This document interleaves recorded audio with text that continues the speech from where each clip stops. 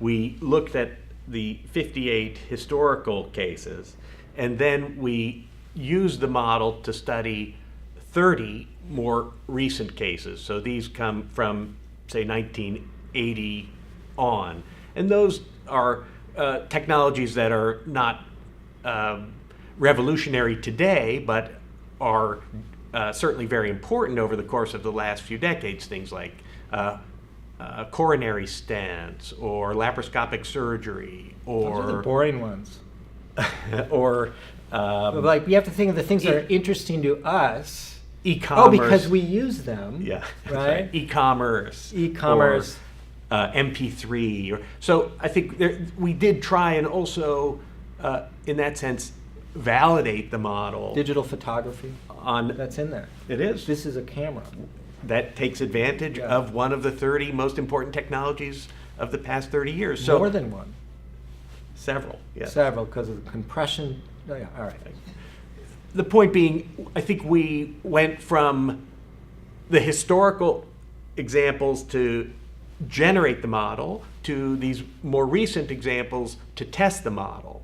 And that was, from our perspective, just being good social scientists and testing and validating our ideas, sort of splitting the sample, not just throwing them all together, and actually looking at did the knowledge we generate from the past actually help us understand what's happened since? And then it's yet another leap to say, well, what's happening right now? When we took the model to the more recent technologies, these 30 technologies, the model performed pretty well. At least as well as it did for the previous 58.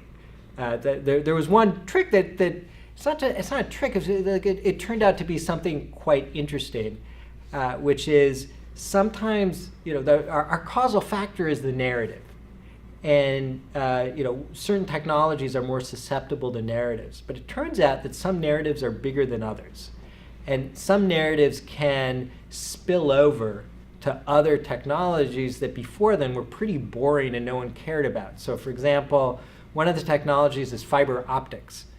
So when fiber optics was first used to broadcast the Lake Placid Olympics, nobody really cared that a new technology was used so we could see the Miracle on Ice and the American hockey team, the United States hockey team, defeat the Soviet Union, and it was an exciting event. But I don't remember as an 11-year-old that when that happened, that it was broadcast on fiber optics.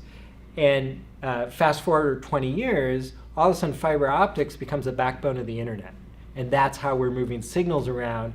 And Corning, which makes fiber cable, becomes the darling of Wall Street because they are going to propel the third industrial revolution, if you will.